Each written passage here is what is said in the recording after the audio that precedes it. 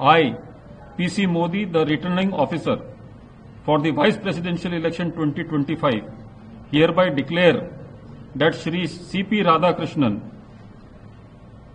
Jal Bhushan Raj Bhavan, Balkeshwar Road, Malabar Hill, Mumbai, has been duly elected to the office of Vice President of India. উপরাষ্ট্রপতি কে হবেন তা নিয়ে বেশ কয়েকদিন ধরে জল্পনা ছিল। মঙ্গলবার হলো সেই নতুন উপরাষ্ট্রপতি বাছাইয়ের নির্বাচন।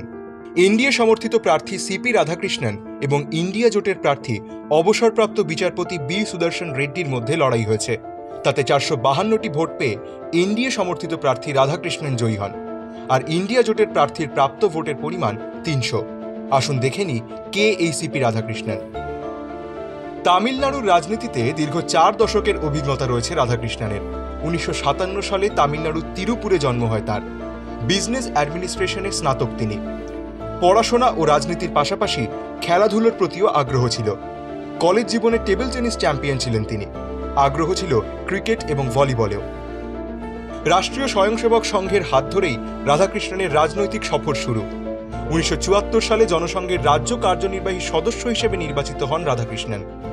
1998 ও 1999 সালে কোয়েম্বাত্তুর থেকে লোকসভার সাংসদ নির্বাচিত হন তিনি। তামিলনাড়ু বিজেপির রাজ্য সভাপতি ছিলেন 2003 থেকে 2006 পর্যন্ত।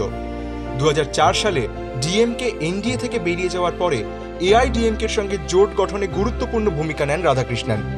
এ সমস্তই তাকে বিজেপির কাছে এক বিশ্বস্ত নেতা হিসেবে প্রতিষ্ঠিত করেছে, এমনই মত রাজনৈতিক মহলের।